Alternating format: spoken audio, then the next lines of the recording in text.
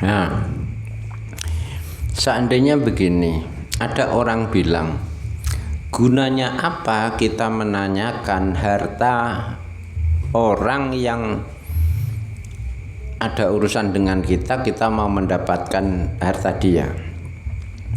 Jadi misalnya, gunanya apa kita bertanya dari orang yang sebagian hartanya haram?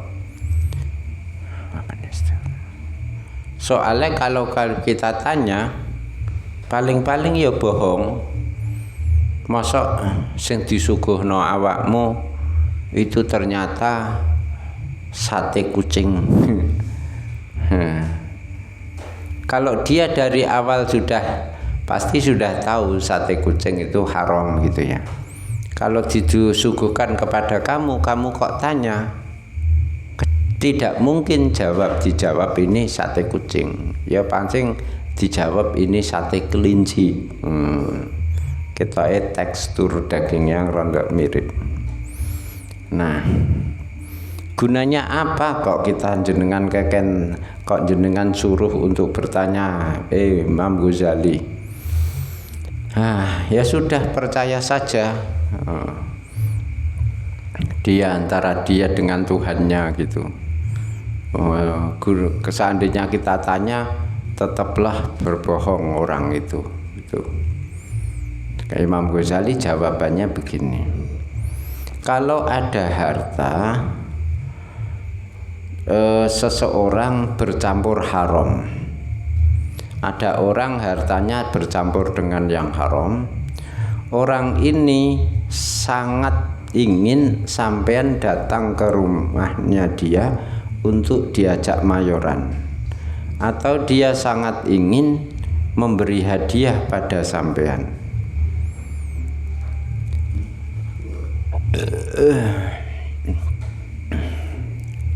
Lah wong dhewe wis pengen kok.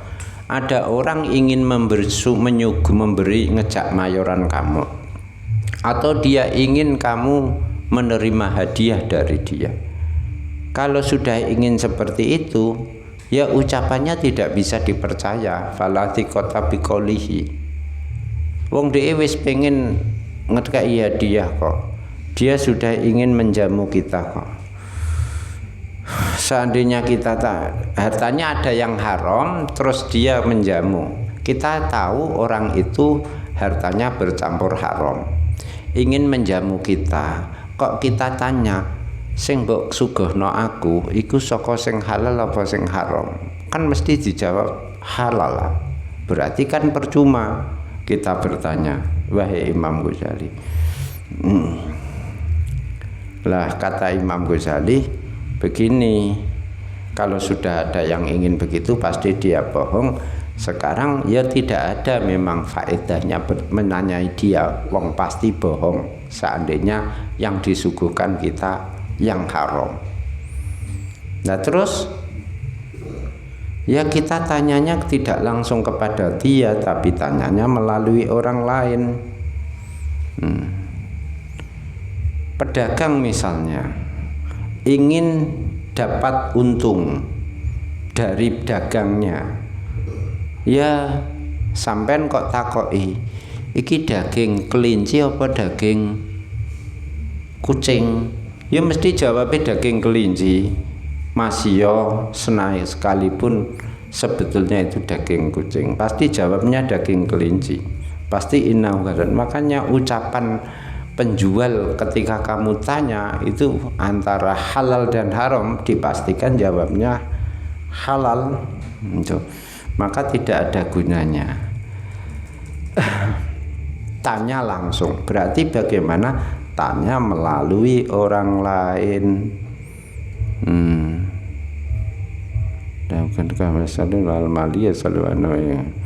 Rasulullah kan juga demikian. Tanya, Rasulullah diberi sugu, diberi kirimi makanan, ditanya ini hadiah apa zakat, ya karena Nabi bertanya seperti itu, konteksnya itu kalau hadiah Nabi halal menerima, kalau zakat Nabi tidak boleh menerima zakat. Lah Nabi bertanya seperti itu tidak menyakiti hati orangnya itu, maka bertanya Nabi. Atau apa, dia disuruh juragannya gitu. Atau kita tanya, ini dapatnya dari mana? Oh ini, kita bertanya karena mungkin saja orang ini tidak tahu mana cara halal, mana cara haram. Ya kita tanya juga itu. Seperti tadi Nabi menanyakan, ini dari hadiah apa zakat itu. Nah, kalau tanya melalui orang langsung tidak mungkin dijawab yang sebenarnya. Ya tanyanya melalui budaknya atau melalui pelayannya. Kalau ada yang satu orang adil menurut kita, orangnya sudah dipercaya, ngabari, oh itu halal itu gitu. Satu orang saja memberi banyak. Misalnya ada pelayannya itu ya, jadi kita diundang makan-makan tadi, jangan tanya ke orangnya, tanya ke pemilik, itu bosmu sate ontok kondi kan begitu. Ini nggak curiga itu pelayannya nggak curiga. Nah kalau orangnya yang menjawab pertanyaan kita ini orangnya yang menurut kita adil, ya kita terima.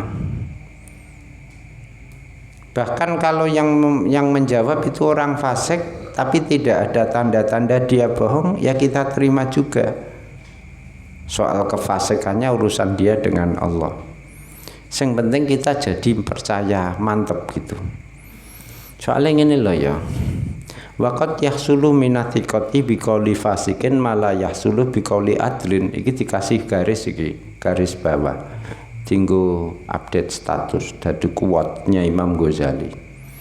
Kadang itu kita percaya ucapan orang fasik, ya, justru tidak percaya ucapannya orang adil. Dalam kondisi tertentu ucapan orang fasik lebih kita percaya dibandingkan ucapannya orang adil. Tidak setiap orang fasik itu bohong, dan tidak setiap yang secara lahiriah adil itu jujur. Kadang wong ketoke ngalim ini ya ngapusi, ketoke wonge jahat jujur juga bisa. Tapi yo ngene, lah itu kan kalau jadi saksi di pengadilan kan syaratnya orangnya harus adil. Iya, itu karena terpaksa saja. Orang yang lahiriahnya adil, syarat bersaksi di pengadilan itu lahiriahnya orangnya adil itu ya karena harus punya pedoman itu, karena aslinya kita tidak tahu dia betul-betul adil apa tidak, ya dilihat lahiriahnya. Jadi ini kata Imam Ghazali, sing penting kamu percaya, mantep, senajano sing cerita kepada kamu sumber hartanya orang yang bersangkutan itu halal misalnya atau haram, asal wis ngandel iki ya cukup, meskipun orangnya fasik. Nah wonge kok alim malah adil malah mencurigakan, ya ono ae itu. Lah soal kesaksian memang harus orang adil secara lahir. Tapi wong Imam Abu Hanifah saja tidak mensyaratkan saksi itu adil kok. Itu. Banyak orang yang kita kenal orangnya, bahkan kita tahu orang ini juga melakukan maksiat, tapi kalau cerita kepada kita kok percaya ya. Gitu. Ngandel kita, yakin ucapannya tidak bohong. Anak kecil juga demikian. Gitu. Anak kecil tamyiz cerita kepada kita itu malah bisa kita percaya, sebaliknya malah orang dewasa adil malah bisa tidak percaya. Fahadha mimman jawazna aku wes itu. Jadi patokannya apa? Kalau bertanya langsung itu pasti dijawab halal itu.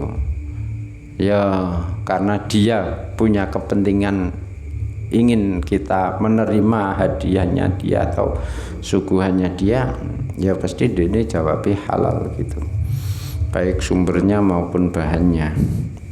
Ya tanyanya ke orang lain yang kita tanyai bisa juga orang fasik, yang penting kene mantep, kita melihat si fasiknya tidak bohong.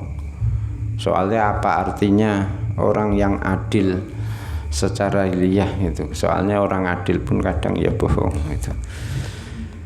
Stufitu qaila anatara wahidan Islamuhu dilalatun.